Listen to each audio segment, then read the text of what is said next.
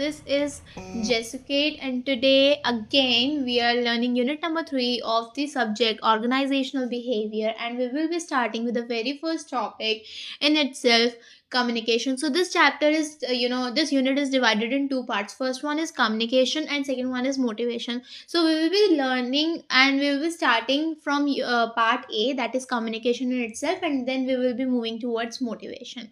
So what this unit explains in total, we can say this unit explains how people communicate in organizations.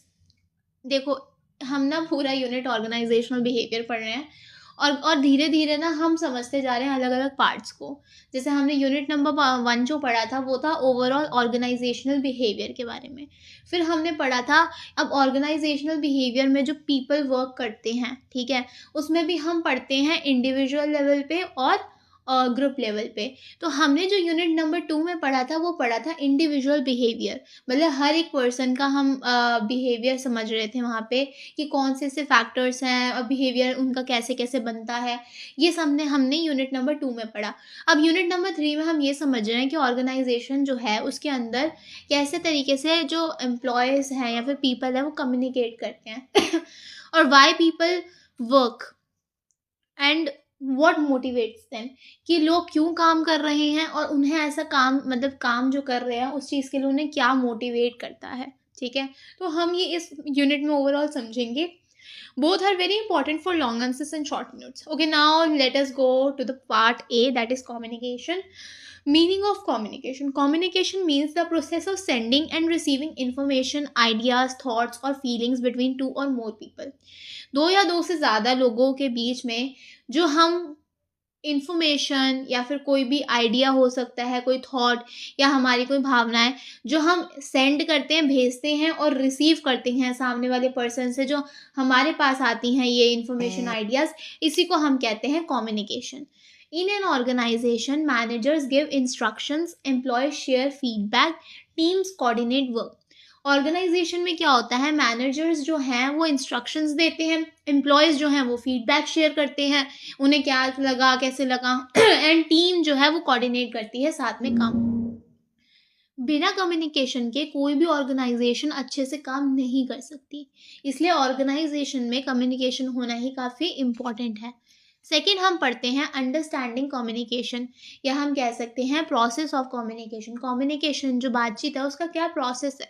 Communication और is not just speaking, it is a process with steps. Communication का यही मतलब नहीं होता कि सिर्फ बोलते रहो, ये ना एक प्रोसेस है पूरा जिसके अपने स्टेप्स है खुद में.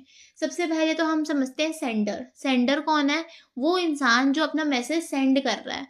मैसेज क्या है, अपने आप में वो इन्फॉर्मेशन या आइडिया जो पर्सन जो सेंडर है वो भेजेगा. एनकोडिंग क्या है, converting idea into word signals, मतलब जो भी आइडिया वो पर्सन भेज रहा था उसको जो हम वर्ड्स में या साइंस में जब उसे कन्वर्ट कर देते हैं, दैट इज़ एनकोडिंग, एनकोड कर दिया. देन है चैनल. चैनल क्या है यहाँ पे, मीडियम, किस माध्यम से आप भेज रहे हो, जैसे ओरल है, रिटन है, ईमेल के थ्रू भेज रहे हो या एक्सेट्रा. ओरल भी जा सकता है, ओरल भी एक चैनल है, आप रिटर्न भी भेज सकते हो बाय लेटर और वटेवर, देन ईमेल भी कर सकते हो. बहुत सारे मीडियम्स हैं यहाँ पे. फिर है रिसीवर. रिसीवर कौन है, वो इंसान जो इस मैसेज को रिसीव करने वाला है. फिर डिकोडिंग क्या है, वो इस मैसेज को जब समझेगा, that is decoding. Then feedback क्या है, जो रिसीवर ने समझा उसके बाद जो वो रिस्पॉन्स देगा उस मैसेज के लिए, वो है फीडबैक. एंड नॉइज़ क्या होता है, डिस्टर्बेंस. जैसे कोई भी फिजिकल या साइकोलॉजिकल लैंग्वेज इशू आ जाता है बीच में, जो भी डिस्टर्बेंसेस आ जाती हैं वो होता है noise. So effective communication happens when message received is equal to message intended. एक इफेक्टिव कम्युनिकेशन कब होती है, जब मैसेज जो है वो रिसीव हो जाता है और इंटेंडेड हो जाता है कि उसका फीडबैक भी आ गया. थर्ड टॉपिक है हमारे पास परsuasive communication. Persuasive communication is communication used to influence, convince or change the attitude or behavior of others. परsuasive से ही, वर्ड से ही हमें समझ आ रहा है, जब हम किसी को परsuade कर रहे होते हैं तो हम क्या करते हैं कि किसी इंसान को किसी भी चीज़ के लिए इन्फ्लुएंस करते हैं या फिर उसका कन्विंस करते हैं या फिर उसका एटीट्यूड चेंज करते हैं, बिहेवियर चेंज करते हैं किसी पर्टिकुलर चीज़ के लिए. तो ये जो कम्युनिकेशन होती है ये इसलिए यूज़ करी जाती है ताकि हम इन्फ्लुएंस कर सके, कन्विंस कर सके या फिर एटीट्यूड और या फिर बिहेवियर चेंज कर सके दूसरों का। ठीक है, हम इस तरीके से बात करेंगे कि सामने वाले पर्सन का, हमारा इंटेंशन होगा कि उसका एटीट्यूड या बिहेवियर चेंज करे।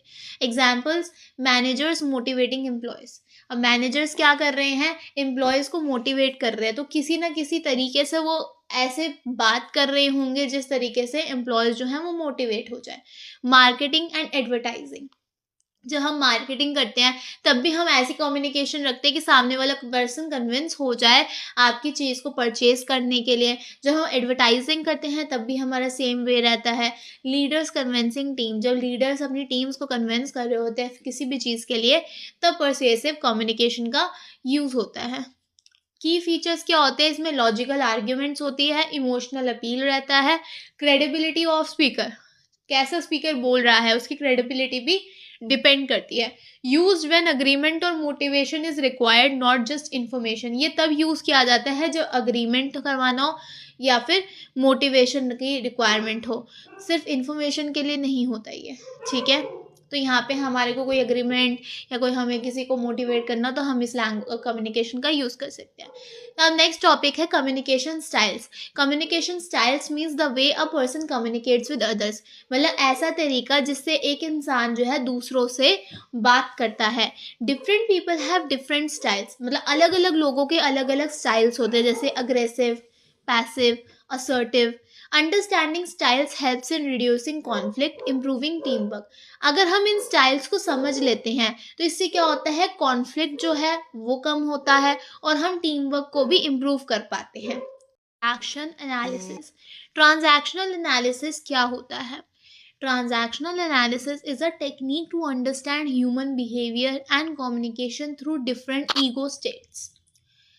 ये एक ऐसी टेक्निक है जिसमें हम इंसान का बिहेवियर समझते हैं और उसका कम्युनिकेशन समझते हैं थ्रू किसकी हेल्प से, डिफरेंट डिफरेंट ईगो स्टेट्स की हेल्प से। It explains why people behave differently in conversations.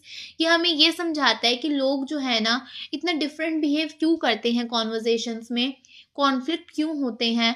Ego states in transactional analysis, ego states जो ट्रांजैक्शनल एनालिसिस में होते हैं, हमारे पास 3 ईगो स्टेट्स होते हैं। पहला तो पेरेंट ईगो, दूसरा अडल्ट ईगो एंड तीसरा चाइल्ड ईगो। पेरेंट ईगो क्या होता है, बिहेवियर कॉपीड फ्रॉम पेरेंट्स और एल्डर्स। वो बिहेवियर जो हमने पेरेंट्स से अपने कहीं ना कहीं कॉपी करा होता है या फिर हमारे एल्डर्स से हमने कहीं ना कहीं कॉपी करा होता है। मतलब हमारे पेरेंट्स किसी एक पर्टिकुलर तरीके से अगर बिहेव करते हैं और हम उन्हीं के तरीके से बिहेव करने लग जाएं तो वो होता है parent ego. Can be critical parent, nurturing parent. Critical parent क्या होते हैं, जैसे कि स्ट्रिक्ट या कंट्रोलिंग, एंड नर्चरिंग पेरेंट क्या होते हैं, जो केयरिंग होते हैं, सपोर्टिव होते हैं। Example, do it properly I know better, जैसे do it properly I know better. ठीक है, तो ये कहीं ना कहीं पेरेंट ईगो में आ जाता है। फिर आता है अडल्ट ईगो। अडल्ट ईगो में क्या आता है, लॉजिकल, रैशनल, फैक्ट बेस्ड, जो कह लो क्या बोलते हैं, बिहेवियर रहता है। मेक्स डिसीजन आफ्टर थिंकिंग, यहाँ पे डिसीजन क्या रहता है, आप सोचने समझने के बाद डिसीजन लेते हो। Example, let us analyse the problem calmly. Best ego state for workplace communication, जो सबसे अच्छा माना जाता है ईगो स्टेट वर्कप्लेस कम्युनिकेशन के लिए, वो यही माना जाता है अडल्ट ईगो, जहाँ पे लॉजिकल, रैशनल और फैक्ट बेस्ड वो रहता है, थिंकिंग रहती है। यहाँ पे डिसीजंस आफ्टर थिंकिंग लिए जाते हैं और एग्जाम्पल तो मैंने आपको बता ही दिया। चाइल्ड ईगो क्या होता है, जहाँ पे इमोशनल, इम्पल्सिव और प्लेफुल बिहेवियर रहता है। कैन बी नेचुरल चाइल्ड और adapted child. Example, I don't want to do this. ठीक है, तो ये हमने क्या पढ़े, ट्रांजैक्शनल एनालिसिस। इसके अंदर हमने क्या पढ़ा था, technique to understand human behaviour and communication through different ego states. Ego states हमने 3 ईगो स्टेट्स पढ़े, parent ego, adult ego and child ego. अब टाइप्स ऑफ ट्रांजैक्शंस क्या होती हैं, कॉम्प्लीमेंट्री, क्रॉस्ड, अल्टीरियर। कॉम्प्लीमेंट्री क्या होता है, जो स्मूथ कम्युनिकेशन होती है। क्रॉस जो होती है, जो इसमें कॉन्फ्लिक्ट्स आते रहते हैं, बात करें कॉन्फ्लिक्ट आ गया। अल्टीरियर क्या होता है, जिसमें हिडन मैसेज होता है, आप बात करो पर आपको ना मैसेज को समझना पड़ेगा। ठीक है, नेक्स्ट है जोहारी विंडो। जोहारी विंडो का मीनिंग क्या होता है, a model that helps helps understand self awareness and relationship through feedback and disclosure. ये एक ऐसा मॉडल है जो हमें समझने में हेल्प करता है क्या, अपने बारे में self awareness and relationships through feedback, और रिलेशनशिप्स के बारे में समझना किसकी मदद से, फीडबैक की मदद से एंड डिस्क्लोजर की मदद से। 4 एरियाज ऑफ जोहारी विंडो, कौन कौन से ये 4 एरिया हैं जोहारी विंडो के? सबसे पहले open area, then blind area, then hidden area and then unknown area. Open area क्या होता है? जो हर किसी को पता होता है। नो सॉरी, ओपन एरिया जो है नोन टू सेल्फ है, हाँ, जो हर किसी को पता है, आपको भी पता है और लोगों को भी पता है। ये बेस्ट एरिया होता है कम्युनिकेशन का। मतलब ये जो हारी विंडो काइंड ऑफ एक मॉडल है जो हमें समझने में हेल्प करता है हमारे बारे में और रिलेशनशिप्स के बारे में, किसके थ्रू, फीडबैक एंड डिस्क्लोजर की तरफ से। ठीक है, अब ओपन एरिया किस टाइप का कह लो बिहेवियर है, कुछ है जहाँ पे या कम्युनिकेशन है जहाँ पे आपको अपने बारे में पता है एंड लोगों को भी पता है, और ये बेस्ट एरिया होता है कम्युनिकेशन का। ब्लाइंड एरिया क्या होता है? जहाँ पे known to others but not self, यहाँ लोगों को पता है आपके बारे में, कह लो सबको, बट आपको नहीं पता। रिड्यूस थ्रू फीडबैक, अब ये किसके थ्रू कम होता है? फीडबैक के। मतलब मान लो आपको किसी चीज के बारे में अपने बारे में नहीं पता but people knows about that, अब लोग आपको फीडबैक देंगे तभी आप उस चीज के बारे में पता कर पाओगे। मान लो कोई चीज not good about you and आपको नहीं रियलाइज हो रही, आपको नहीं पता चल रही, people will tell you, then you will reduce it. Then hidden area, known to self but not others. Hidden area वो है कि आपको पता है इस चीज के बारे में, अपने बारे में, बट लोगों को नहीं पता। रिड्यूस थ्रू सेल्फ डिस्क्लोजर, ये कैसे कम होता है? अगर आप सेल्फ अपना डिस्क्लोजर करोगे, अपने बारे में बताओगे, तभी ये कम होगा। अननोन एरिया जो है, जो आपको भी नहीं पता और लोगों को भी नहीं पता। डिस्कवर्ड थ्रू एक्सपीरियंस, ये एक्सपीरियंस के थ्रू ही डिस्कवर होता है। किसी जगह पे गए, then you get to learn about that thing कि ऐसा ऐसा है। So larger open area is equal to better communication and trust. जो सबसे लार्जर ओपन एरिया होगा उसमें बेटर कम्युनिकेशन भी होगी और ट्रस्ट भी बना रहेगा। तो हमारा कम्युनिकेशन जो पार्ट ए था इस यूनिट का, ये कंप्लीट हो गया, और अब हम कर रहे हैं part B, that is motivation. Motivation का मीनिंग क्या होता है? The internal force that encourages a person to work willingly and enthusiastically. ये एक इंटरनल फोर्स होता है जो किसी भी इंसान को इनकरेज करता है कि वो अपनी मर्जी से काम करे, एंथुसियास्टिकली अपनी मर्जी से काम करे, अच्छे से काम करे। मोटिवेटेड एम्प्लॉयज जो होते हैं वो अच्छा काम करते हैं, कमिटमेंट को शो करते हैं। अगर वो कमिटेड किसी भी काम को लेकर कमिटमेंट देते हैं, करते हैं, और वो ऑर्गेनाइजेशन को ग्रो करने में भी मदद करते हैं। अब लोग, यहाँ पे क्वेश्चन आता है next, why people work for money and security, respect and recognition, growth and self development, social belonging. अब देखो, कोई भी इंसान अगर काम करेगा तो उसका कोई ना कोई, मैंने आपको बताया था, गोल होगा। गोल कुछ भी हो सकता है, जैसे उससे देखो पैसा कमाना होता है, सिक्योरिटी चाहिए होती है लाइफ में, तो इंसान काम करता है। रिस्पेक्ट भी चाहिए होती है उसको, रिकॉग्निशन भी चाहिए होता है। रिकॉग्निशन मैंने आपको बताया था कि respect, recognition, you just want, आप जाने जाओ, आपको आपका नाम हो। ग्रोथ एंड सेल्फ डेवलपमेंट, आपकी ग्रोथ हो, आपकी खुद की डेवलपमेंट हो। सोशल बिलोंगिंग, सोशली भी आपको इम्पोर्टेंस दी जाए, आप बिलोंग करो। So motivation differ from person to person. तो मोटिवेशन जो है वो अलग अलग पर्सन के अकॉर्डिंगली अलग अलग डिफर करती है। ठीक है, अब यहाँ पे बताया गया need theories of motivation. Need theories of motivation में क्या है, कैसी कौन सी नीड है, उनकी थ्योरीज जो मोटिवेशन की है। तो सबसे पहले हम पढ़ते हैं Maslow's need hierarchy theory. Maslow ने क्या बताया था कि human needs are arranged in 5 levels and are satisfied step by step. इन्होंने बताया कि जो इंसान की ज़रूरतें होती हैं ना, वो यहाँ पे इन्होंने 5 लेवल्स में अरेंज करी गई हैं, और बताया कि हर स्टेप पे उनकी जो ज़रूरतें हैं वो सेटिस्फाई होती हैं। तो यहाँ पे 5 लेवल्स ऑफ नीड्स है। जो सबसे पहली नीड उनकी किसी भी इंसान की होती है वो होती है साइकोलॉजिकल नीड। साइकोलॉजिकल नीड में क्या आता है कि इंसान को सबसे बेसिक पहले क्या चाहिए होता है? खाना चाहिए होता है, उसे सैलरी चाहिए होती है, उसे रेस्ट चाहिए होता है। ये सबसे बेसिक उनकी नीड कह लो, सबसे पहली नीड ये होती है। जैसे ही एक पर्सन की ये वाली नीड पूरी हो जाती है, देन उसको क्या चाहिए होता है? Safety needs. सेफ्टी नीड्स जैसे कि उसको जॉब सिक्योरिटी चाहिए। सबसे पहले इंसान आता है, उसे क्या चाहिए होता है? मुझे पैसा मिल जाए, मुझे फूड मिल जाए, मुझे रेस्ट मिल जाए। जैसे ही वो सेटिस्फाई पूरी होती है, सेटिस्फैक्शन उनको मिलती है नीड की, तो वो नेक्स्ट नीड उनकी क्या होती है? जहाँ उन्हें सेफ्टी चाहिए होती है, जैसे उन्हें जॉब सिक्योरिटी चाहिए, उन्हें एक सेफ वर्क प्लेस चाहिए होता है। ये नीड भी पूरी हो गई। उसके बाद उनकी नीड क्या होती है? Social needs. अब इंसान जॉब कर रहा है, एक सेफ वर्क प्लेस पे कर रहा है, पर अकेले थोड़ी करेगा, उसका भी तो है, एक फ्रेंडशिप है, बिलोंगिंग है, टीम वर्क है, कलीग्स है जिनसे वो बात कर सके, अपना स्ट्रेस रिलीव कर सके बात करके। सो फ्रेंडशिप भी चाहिए होती है, बिलोंगिंग भी चाहिए होती है, टीम वर्क भी चाहिए होता है। जैसे ही पर्सन की ये नीड भी पूरी होती है, देन नेक्स्ट लेवल क्या होता है, esteem needs, recognition, respect, status, ये भी हर एक एम्प्लॉय को चाहिए होता है।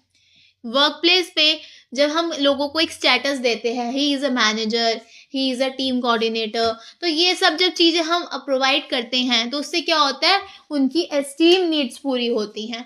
जैसे ही उनकी एस्टीम नीड्स पूरी होती है, नेक्स्ट लेवल उनका जो आता है नीड का, वो होता है सेल्फ एक्चुअलाइजेशन नीड।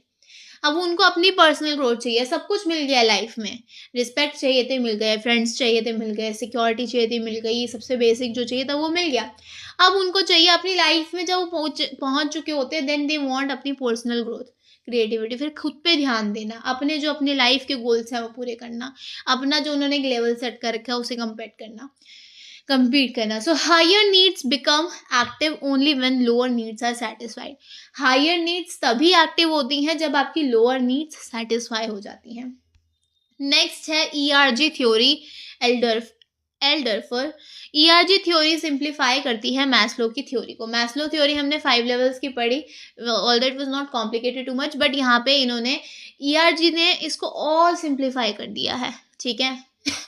अब इन्होंने बताया जो नीड्स होती हैं ना, वो होती हैं एग्जिस्टेंस, रिलेटेडनेस एंड ग्रोथ, ठीक है। तो एग्जिस्टेंस में क्या होता है, नीड को भी सिंप्लीफाई करती है। नीड्स इन्होंने यहाँ बताया कि नीड्स यहाँ पे होती है एग्जिस्टेंस में, रिलेटेडनेस में एंड ग्रोथ में। एग्जिस्टेंस में इन्होंने बताया गया कि यहाँ पे इंसान को क्या चाहिए होता है, बेसिक एंड सेफ्टी नीड्स चाहिए होती है। रिलेटेडनेस में उसे क्या चाहिए होता है, जहाँ पे उसे सोशल रिलेशनशिप्स चाहिए हो, एंड ग्रोथ में उसको डेवलपमेंट चाहिए होती है और जो भी उसे अचीवमेंट चाहिए। एग्जिस्टेंस से ही समझ आ रहा है, जैसे एग्जिस्टेंस अपने में जो वर्ड है वो एग्जिस्ट करना, एग्जिस्ट आप कैसे करोगे, जो आपको सबसे बेसिक और सेफ्टी नीड्स मिलेगी, खाना पानी ये सब मिलेगा, सेफ्टी मिलेगी, तो आप एग्जिस्ट कर पाओगे। रिलेटेडनेस, आप किसी से रिलेट करना, रिलेटिव ऐसे समझ लो, रिलेटिव होना, तो रिलेटिव क्या है, आपके साथ होते हैं, तो ऐसी सोशल रिलेशनशिप्स आपको चाहिए। फिर आपकी ग्रोथ में खुद ये डेवलपमेंट और अचीवमेंट्स आपकी आ जाती हैं। So more flexible than Maslow because multiple needs can operate together. यहाँ ये कह रहे हैं कि ये ना मैस्लो नीड से ज़्यादा फ्लेक्सिबल है, क्यों, क्योंकि यहाँ पे जो मल्टीपल नीड्स है वो साथ में ही ऑपरेट कर रही हैं। अब जैसे यहाँ पे basic and safety needs together they have bet, but उधर हमने पहले बेसिक नीड्स अलग पढ़ा था, देन उसके बाद सेफ्टी आया था, फिर सोशल आया, फिर स्टीम आया, फिर सेल्फ एक्चुअलाइजेशन आया। इसके बाद थर्ड जो हमारे पास नीड है वो है McClelland needs theory, focuses on learned needs. पढ़ते हैं क्या है, पहला है नीड फॉर अचीवमेंट, मतलब आपकी ज़रूरत क्या है, अचीवमेंट की आपको ज़रूरत है। आपको डिज़ायर क्या है, सक्सीड की, आपको सक्सेस होना है, उसकी डिज़ायर है। फिर है नीड फॉर पावर, अब आपको डिज़ायर है कि आपको लोगों को इन्फ्लुएंस करना है। देन है नीड फॉर एफिलिएशन, अब आपकी नीड्स हैं, डिज़ायर है रिलेशनशिप्स की। So managers use this to assign roles. Managers basically इन नीड का थ्योरी का फॉलो करते हैं, क्या करने के लिए, रोल्स को असाइन करने के लिए, ठीक है। Need for achievement, NACH, need for power, NPOW, and need for affiliation, NF, ठीक है। ये मैक्लेलैंड्स नीड्स थ्योरी में आया है, जहाँ पे आपको लर्नड नीड्स चाहिए। फिर है theory X and theory Y, MC grazer. So theory x क्या बताती है कि जो एम्प्लॉयज़ है ना वो काम को पसंद ही नहीं करते, ठीक है। तो यहाँ पे जो है ना स्ट्रिक्ट कंट्रोल की ज़रूरत है, यहाँ ज़्यादा फोकस होना चाहिए काम करवाने पे, और यहाँ पे क्या प्रेफर करते हैं, सिक्योरिटी प्रेफर करते हैं। उसी के अगेंस्ट थ्योरी वाई में क्या बताया गया कि एम्प्लॉयज़ जो है ना वो काम को इंजॉय करते हैं, वो सेल्फ मोटिवेटेड होते हैं, और यहाँ पे रिस्पॉन्सिबिलिटी को एक्सेप्ट कराया जाए, ठीक है। यहाँ एक्सेप्ट होती है रिस्पॉन्सिबिलिटी। सो मॉडर्न ऑर्गेनाइजेशन जो है वो प्रेफर करती हैं थ्योरी वाई अप्रोच, कि एम्प्लॉयज़ जो हैं वो अच्छा काम करना पसंद करते हैं, एंजॉय करते हैं, खुद में मोटिवेटेड और रिस्पॉन्सिबिलिटी को एक्सेप्ट करते हैं। तो ये theory X and theory Y था। नेक्स्ट है 2 फैक्टर थ्योरी, जो हर्जबर्ग ने दिया। हर्जबर्ग क्या बताते हैं कि job satisfaction and dissatisfaction come from 2 different factors. अगर आप जॉब से सेटिस्फाई हो या फिर आप जॉब से नहीं सेटिस्फाई हो, ये दोनों ही चीज़ें जो हैं 2 फैक्टर्स से आती हैं, 2 डिफरेंट फैक्टर्स से आती हैं, ठीक है। पहला जो फैक्टर है वो है हाइजीन फैक्टर। हाइजीन फैक्टर में क्या होता है, सैलरी होती है, कंपनी की पॉलिसी होती हैं और वर्किंग कंडीशंस होती हैं। Absence means dissatisfaction, presence means no motivation. ठीक है, यहाँ पे मोटिवेशन नहीं रहता। ठीक है, और अगर आप एब्सेंट हो तो आप डिससेटिस्फाई हो। और दूसरा जो आता है वो है मोटिवेटर्स। मोटिवेटर्स में क्या आपको मिलता है, अचीवमेंट मिलती है, आपको रिकग्निशन मिलता है, आपको रिस्पॉन्सिबिलिटी मिलती है। यहाँ पे आपकी प्रेजेंस है तो आप हो मोटिवेशन एंड सेटिस्फैक्शन। मतलब अगर आप प्रेजेंस यहाँ दे रहे हो तो आप मोटिवेटेड हो एंड सेटिस्फाई हो। ठीक है, दो फैक्टर्स से जॉब सेटिस्फैक्शन और डिससेटिस्फैक्शन आती है, hygiene factors and motivators. Hygiene factors में क्या दिया जाता है, हमें सैलरी भी प्रोवाइडेड होती है, कंपनी की पॉलिसीज होती हैं, वर्किंग कंडीशंस होती हैं, बट मोटिवेशन नहीं होता यहाँ पे। बट मोटिवेटर्स में आपको अचीवमेंट भी मिलेगी, रिस्पॉन्सिबिलिटी एंड रिकॉग्निशन भी मिलेगी। ठीक है, नेक्स्ट टॉपिक है contemporary theories of motivation. Contemporary theories of motivation क्या है, सबसे पहला है A, B and C, D, चार है यहाँ पे हमारे पास contemporary theories of motivation. So self determination theories में आती है कि मोटिवेशन जो आती है वो कहाँ कहाँ से आती है, ऑटोनॉमी से आती है, कंपेटेंस से आती है एंड रिलेटेडनेस से आती है। बी में बताया गया है कि गोल सेटिंग थ्योरी क्या होती है, क्लियर एंड चैलेंजिंग गोल्स हमारी वो परफॉर्मेंस को इंक्रीज करते हैं। रीइंफोर्समेंट थ्योरी जो है, behaviour is shaped by rewards and punishment, behaviour जो है वो रिवॉर्ड्स एंड पनिशमेंट से शेप किया जाता है। सेल्फ एफिशिएंसी थ्योरी क्या होती है, belief in one's own ability to perform a task. Belief रखो खुद की अपनी पर्टिकुलर एबिलिटी में किसी भी टास्क को परफॉर्म करने के लिए। हाई सेल्फ एफिशिएंसी जो होती है वो बेटर एफर्ट देती है एंड परसिस्टेंस प्रोवाइड करती है। So this is it in unit number 3. If you like this video, like and subscribe to the channel. Till then, bye bye. I'll see you in the next video.